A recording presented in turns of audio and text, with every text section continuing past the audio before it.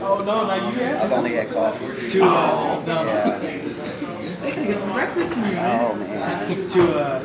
To come back here, ACC champs. Has it set in like that? Is that part of it feel real at all? No, I mean, I think as a coach, you focus so much on the next task that you don't really think about the things that you accomplished already. And because you know that sometimes if you rest on your laurels, you might fall asleep and somebody's going to catch up to you. So we really turned the page, and looking forward to next year. And obviously being around here and the notoriety that you get, and more people being around, it's great. It's great, but we really focus on it this year. You mentioned that this is this freshman group is probably the most ready group we've had, but they have the luxury of maybe not having to get thrown to the fire immediately. What have you noticed in the first couple of weeks of practice, just what that group is made of? That they are ready. I don't think that they're ready to go out there single-handedly and help us win a championship, but they're ready to be able to come in and contribute. And they're not going to have to do so much early in their careers. They're going to be able to learn by watching the upperclassmen and what they're able to do. And I think that they've done a tremendous job. That they are willing to listen, they're willing to learn.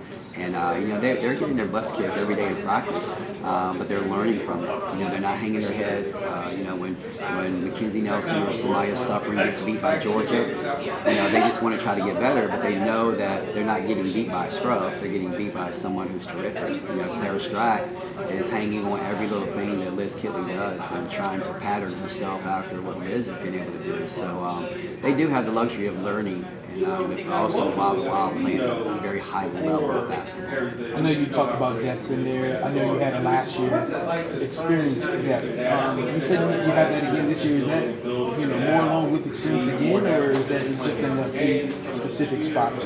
You feel? Last year, it's very easy to want to go and compare your team this year to last year. It's a great staple for us to look at. But like last year, 1 through 5, 1 through 6, we were experienced. It was all fifth-year kids. Georgia was the youngest one of the group. This year, I don't know if we're as good or as experienced 1 through 5, but 1 through 10, we're much deeper. We can go 8, 9, 10 deep with people where we don't have a major drop off. So that was something that was different from last year, and I think that's going to benefit us very well because we won't have to play, Liz, Georgia, or Kayla, as many minutes as we had to down the stretch last year. Did you speak to just the level of competition in the ACC, just how it continues to stiffen and get better and better? Obviously with COVID and a lot of fifth-year seniors out there, and the transfer portal, which allows kids to go from one program to the next without sitting out. It has strengthened some rosters, and ACC benefited from it greatly. There are a lot of great teams. I think that we'll be one that's in the conversation for contending for a championship. There are a lot of other great basketball teams out there, and 1 through 15, every night's going to be a fight. You can't go out there and think that that's an easy win. Every game's going to be a fight, and so I'm excited for it. I thought last year the conference was as good as I've ever seen it, and for us to come away as champions and do what we did while the league was very, very strong, that's another feather in our cap because we didn't do it when the league was down. We did it when the league was at its best, and that's a major accomplishment. But I think this year it's going to be pretty much the same with a lot of great teams continuing. Just on the note of fifth years, those older players, I mean, the conference is so old. How do you see that shaping recruiting and the way that people go after, let's say, high schoolers versus tapping into the portal? Yeah, the portal giveth and it taketh away. It gives our people the opportunity to build more experienced rosters. It kind of takes away a little bit of the traditional way of building your team with freshmen. And for us, our foundation will always be with our freshmen. And that's why we're so excited about this freshman group that we have. It's something that we can build upon. Transfers are terrific and they're a big part of what you're doing. But they're on a fast learning curve. They have to learn so quickly in what you're doing, and a lot of times, in some cases, you only have them for a year. It's really not a year. It's only like 8 months, and they have to learn. Taylor Soule for us last year was terrific, but she didn't become our Taylor Soule until January. And so we will continue to build our foundation with our freshmen. You look at Liz, Kayla, and Georgia. I've had them for 4 years. They're the staple. They understand exactly what we're going to do. And we had tremendous transfers in Matilda Eck, Rose Michaud. But I think the COVID, I think next year is, this year's senior group is the last year they can use the extra COVID year. I think things will get back to normal a little bit, maybe next year, year after. But right now, people are benefiting from having experienced rosters. Yeah, I mean, obviously, your program is like, how scared do you think it is for opposing teams in the ACC when you're able to have players like Kayla Liz come back and take advantage of that? You know, it is. You know, we're benefiting from it, just like I think a lot of other people are benefiting from it. But, you know, it's been special to us. Obviously, with Liz and Kayla coming back, it puts us in contention for championships. I think we're preseason number 8.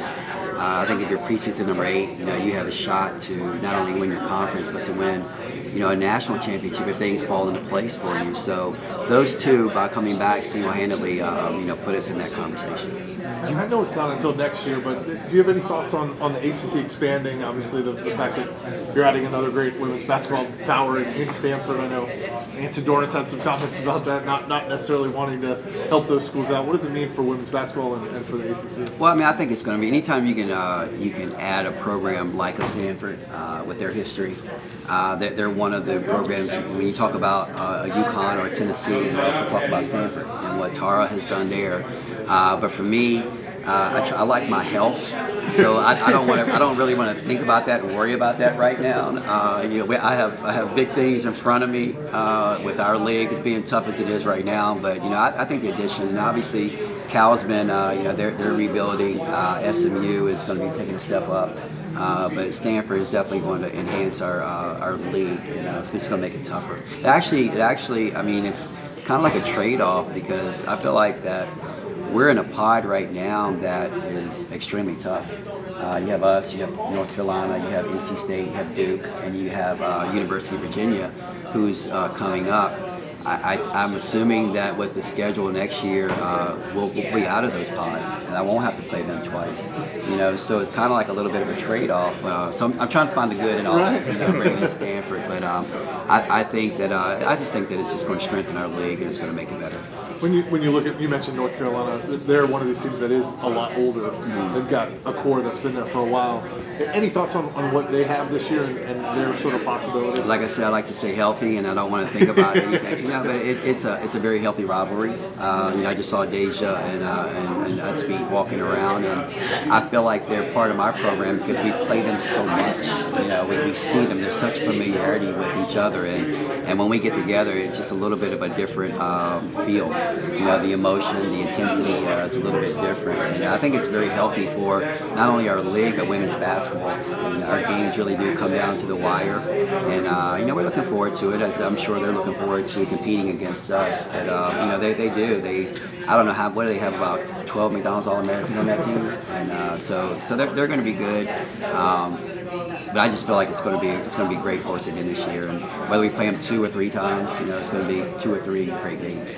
You're going to be back here in about 2 weeks to play Iowa. To get the opportunity to play in a game like that, neutral site, prime time, national television, all that, does that speak to kind of the profile that this program is risen to? Yeah, you know, when I was approached with the idea, I was actually in a very social setting, and it wasn't thinking about scheduling, wasn't thinking about anything, and you know, and I was approached with this opportunity, and the more I thought about it, like, you know, I don't want to play Iowa's second game of the season, but when I thought about the bigger picture, and I thought about what it would do not only for our program, but for women's basketball in general. You know, you have a Liz Kitley coming back, who's a preseason All-American. You have Caitlin Clark, who's a preseason All-American. And you can put them on a national stage 2 hours, 3 hours from our home. It was a no-brainer. And you know, the Charlotte Sports Club, they did a tremendous job, you know, of offering us opportunities, some of the perks that come along with it. I can't go to Kroger without somebody saying, hey, I'll see you in Charlotte. You know, for a while I was like, what the heck's going on in Charlotte? And then I'm like, oh, they're talking about the game. And so it's bringing a lot of excitement to our program, but a lot of excitement to women's basketball. I think that'll probably be the marquee game of the night, you know, regardless of men's or women's basketball. And I think all eyes will be on us. So how would your coaching be this year, being being a top dog rather than being like the underdog last few years? You know what? Last year we played with that top dog. Target on us. We were top 10 all year last year, and every time we would walk into arena, we felt like we were getting just a little bit extra from somebody else. And I thought our kids handled it great. They did. We lost a couple of games early in the ACC, but we learned from it, and we knew we had to come out and be a championship brand and understand that we were going to get everyone's best shot. So I think they'll be ready for that. They understand that going into each and every game is going to mean a lot. And the experience that they had last year, I think will prepare them for this year. Do you see any hunger in your team this year to like get back to last year? You know what? I don't think that they look at it like, okay, I want to get back to where it is. They just want to build off of that experience, and they want to just continue to get better. They know that. I think to say that we're going to get back to the Final Four is a discredit to what we did last year. That was hard. It was really hard, and so they understand that they have to take care of business each and every day, and to be able to get to that point, and they can't look ahead. So I think last year's experience helped us, but it doesn't guarantee us to be able to get back to where we went to.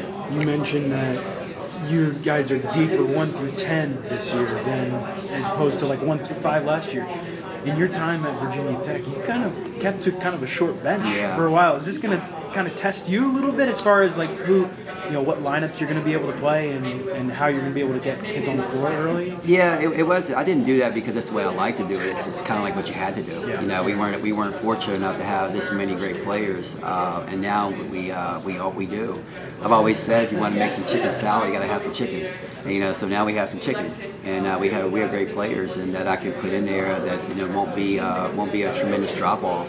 But you also got to figure out who's going to work well with who, and so we're still figuring that out. But I think we have many more options, and it gives us a chance to be able to mix and match. We can play a big lineup, we can play a smaller lineup, we can play a faster lineup, and depending on what the game is. So I think that we'll be able to. We're built for a lot of people now. We're not just built for one specific type of team. We can go out. If you're smaller, we can play smaller. If you're bigger, we can play bigger. If you're stronger, we can play stronger. And so I think that's going to benefit as well. This is a